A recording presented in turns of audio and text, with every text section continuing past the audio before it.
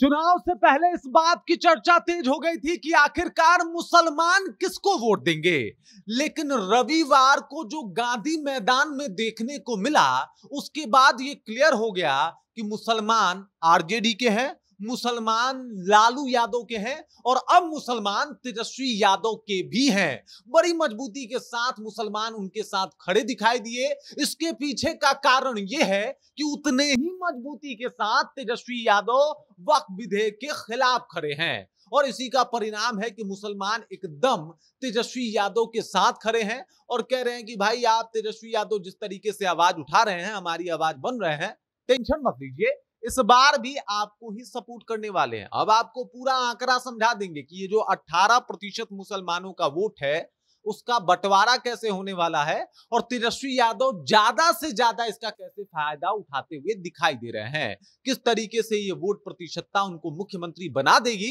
इसके बारे में भी आप जान जाएंगे, ये अगर आप खबर पूर्णतः सुनेंगे तो। लेकिन उससे पहले मेरा परिचय जान लीजिए। मेरा नाम है रजत और आप जनता जंक्शन देख रहे हैं। आपको बता दूं कि बिहार विधानसभा चुनाव 2025 से कई महीने पहले इस बात की चर्चा बिहार में तेज हो गई थी कि भाई साहब मुसलमान तो तेजस्वी यादव से नाराज हैं, वो इस बार तेजस्वी यादव को सपोर्ट नहीं करना चाहते।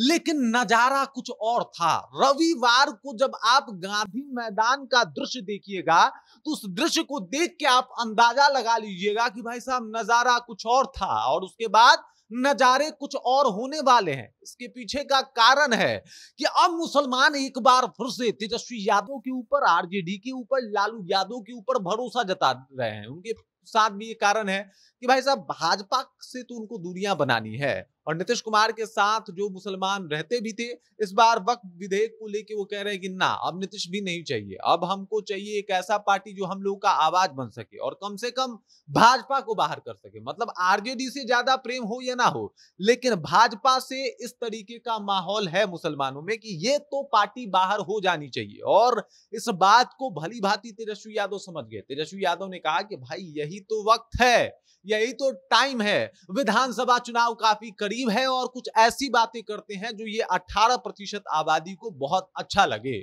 और उसके बाद गांधी मैदान में जो रैली आती है, गांधी मैदान में जो लोग आते हैं, गांधी मैदान में जो माहौल बनता है, ऐतिहासिक होता है।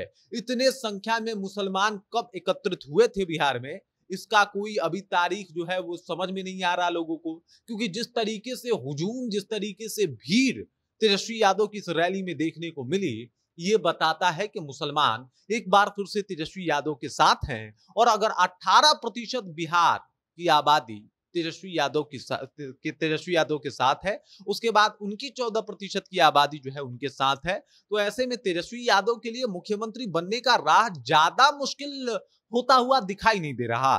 तेजस्वी यादव ने एक पोस्ट भी लिखा है। तेजस्वी यादव अपने सोशल मीडिया पे लिखे थे जब ये रैली करके आए थे तो, कि भाई आजादी की लड़ाई की अमर गाथा उठाकर देख लीजिए, ढाका, लाहौर, रांची से कराची, उत्तर से दक्षिण, हमारे देश के सरजमी का हर एक इंच और इतिहास का हर एक पन्ना चीख चीख कर इस बात की गवाही देता है कि हमारे स्वतंत्रता संग्राम की लड़ाई में हिंदू, मुस्लिम, सिख, ईसाई सभी ने मिलकर एक साथ कुर्बानियां दी है। भगत सिंह और अशफाक उल्लाह खान दोनों का लहू एक ही बनकर हमारे तिरंगे पे रंगा है। इंसानियत दिल से बनती है और ये दिल हमें जोड़ता है, जो दिल जोड़ता नहीं वो देश क्या चलाएगा। और ये साफ है कि ये जो पूरा का पूरा तंज है वो भाजपा के ऊपर है।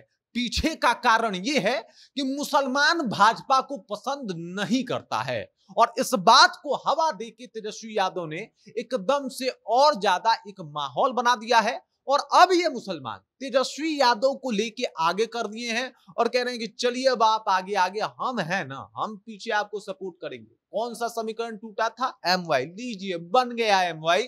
रविवार को भीड़ ने उस बना दिया एमवाई को, जिसके ऊपर दावा किया जा रहा था कि एमवाई समीकरण टूट गया, पता नहीं कौन आके कितना वोट काट जाएगा। भाई वक्फ बिल विधेयक के बारे में अगर कोई बात कर रहा है, आवाज उठा रहा है, पुरजोर तरीके से मुसलमानों का सपोर्ट कर रहा है और कह रहा है कि ना, आपका ये कानून हम छिनने नहीं देंगे, तो मुसलमानों को लगा भाई साहब मेरा तो यही है नेता, यही कर सकता है, यही है जो भाजपा को हरा सकता है।